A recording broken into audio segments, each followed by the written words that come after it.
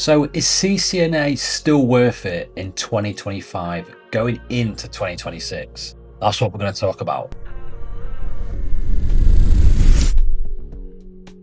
Hey guys, my name's Rich and I work in IT support. I'm documenting my journey going from IT support all the way to a network engineer. And I'm going to talk about, is CCNA still worth it? If you're thinking about doing it, if you're unsure, I asked the question, is CCNA still worth it this day and age when everyone's talking about cloud, everyone's talking about AI? Well, I'm going to give my opinion as someone who has CCNA and works in IT support. So let's go. Do you like my mug? Look at that Christmas mug or what? Link is not in the description. Right, yeah, so I've touched on who I am. My name's Rich and I work in IT support. Been doing that for the best part of 1 year. I have Cisco CCNA, which is the Cisco Certified Support Technician, and I also have Cisco CCNA. I achieved the Support Technician certification in 2024, and I received CCNA at the beginning of this year, which is 2025. Working in IT support for nearly a year now, enjoyed it and, learned a lot of new skills. I started the role just before I had CCNA. So started this job and then like a month later I had CCNA. I told them on the interview I was going to get it and yeah, anyway, here we are. I wanted to make this video because CCNA is a massive undertaking.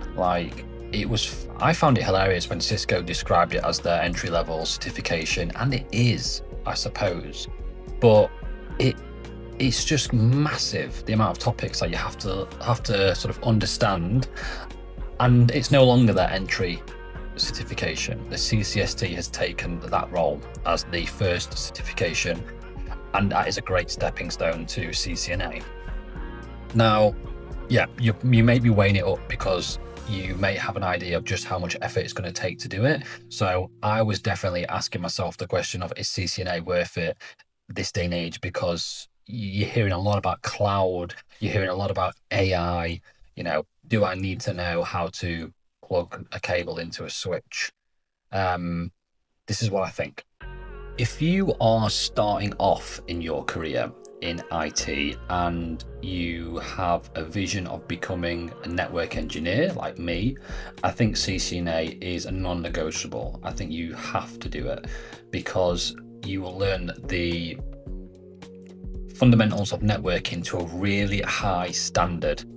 And although you may not be applying those in the job that you get into first, you have demonstrated that you understand those topics enough to be able to pass an exam.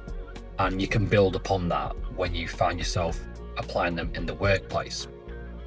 If you're someone who's just looking to get into helpdesk, it's not necessary to get the CCNA.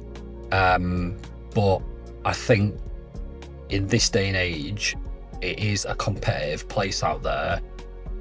It's not going to do you any harm getting it. And do not think you have to be in a tech job to get CCNA. You can create your own tech environment at home. I wasn't in a tech job when I studied CCNA. I was working in insurance and I just had a home lab and I just studied every night and on the weekends. So I was probably doing more networking than what people who get paid to do networking were doing. Because I was just, had the home lab and was smashing it. If you're going into cybersecurity, now I actually met somebody who was going into cybersecurity because they purchased my home lab equipment that I wasn't using anymore for CCNA. And I asked them, are you studying CCNA? And she said, yeah, but I want to go into cybersecurity. And I found that really impressive because I know a lot of people who go into cybersecurity from who I've spoken to don't take the CCNA route. They take more, I suppose they would describe them as relevant certifications, but understanding the network, I think, is absolutely crucial when it comes to cybersecurity.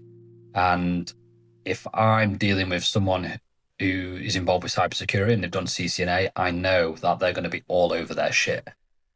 And so help desk role, you're not necessarily going to need it, but it is going to set you apart from a lot of people, in my opinion. Networking, absolutely. And I think for security, it looks good. Now, I want to talk about the cloud because I had a lot of comments going, oh, everything's in the cloud, everything's in the cloud. Well, look, the cloud still run. I mean, what is the cloud? Yeah, people say it's like this pixie dust. The cloud is just a computer, but located somewhere else in a big data center. So everything, it always comes back to everything runs on the network, and it does. And I feel like your networking fundamentals you'd learn on CCNA, you can apply, to cloud networking and all that sort of stuff. But yeah, and there is always some infrastructure at the customer's end, whether it's their sort of layer 2 devices for that on-ramp onto the network.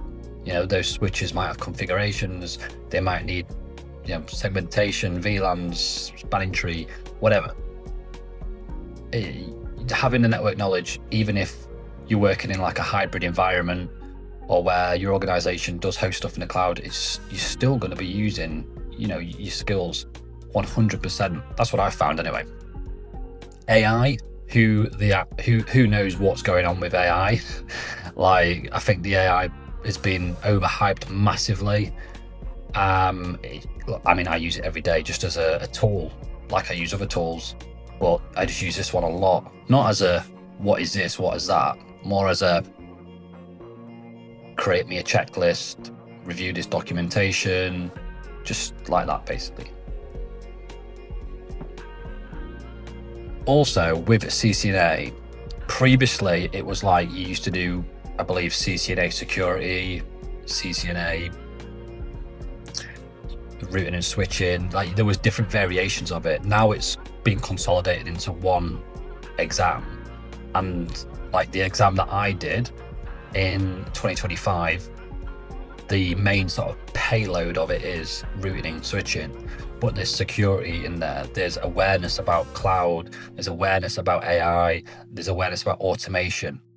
So it does touch everything, the CCNA exam currently. I'm studying the Cisco DevNet exam, and they are going to rebrand that in 2026 as the Cisco CCNA automation, which is interesting. That's a different conversation, the DevNet. I'd love to have that conversation with you and how it compares to CCNA. I want to talk about the negatives about CCNA, and it's hard for me to talk about the negatives because I put so much effort into getting the CCNA. So you believe it's good, you believe that everything's good about it and all this sort of stuff, but you come out knowing a lot about routing and switching protocols and stuff like that, DHCP, DNS, but knowing the basics that CCNA overlooks is equally important.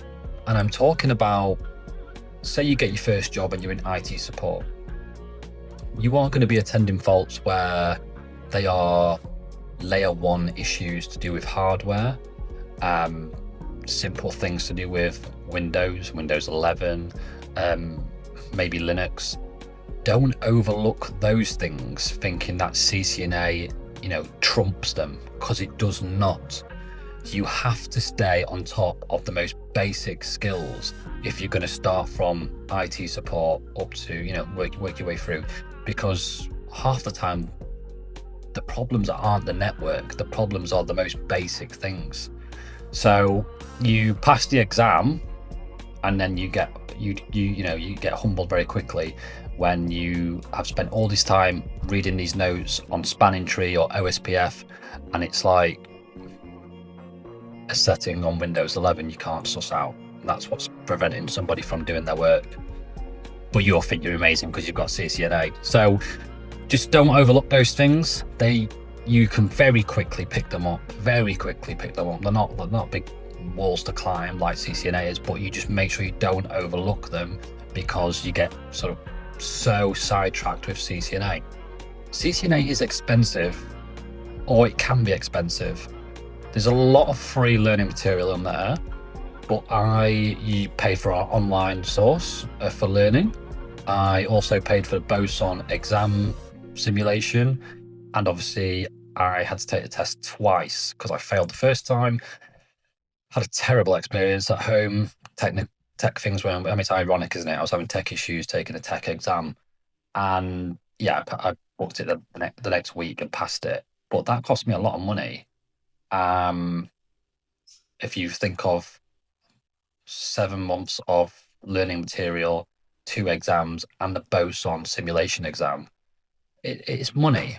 But I just saw it as, well, look, I'm not going out partying, I'm not going out drinking. That money is literally an investment in myself. So there's 2 ways of looking at it. I don't want this video to be a long video. I just wanted to get my points across for how I see the CCNA exam after working in IT support for a year. I think it still is worth it more than ever because we've proved, I think, that cloud, AI, and we're still, the material is still as relevant as what it was 2 years ago. And that is, 2 years is a big time frame in this space. And don't forget, the CCNA exam it changes to keep up to date with the things that are out there. I don't just want to do Cisco stuff though. I want to, Juniper and stuff like that. I don't want to just get pigeonholed into Cisco stuff. I'm just feeling like I've got a bit of momentum at the minute with the Cisco CCST, the CCNA, and now on the DevNet. And it's not all about the certifications. You guys out there know it's the real hands-on practice that makes the difference, and experience. That's what really makes a good, solid IT professional. And hopefully that's what will make me a really good network engineer. So, informal, casual video about CCNA. Do I think it's worth it? Yes. Should you do it? For network engineering, yes. For security, it looks good. For just getting onto a help desk, you don't need it, but it's going to set you apart from a lot of people. Cheers.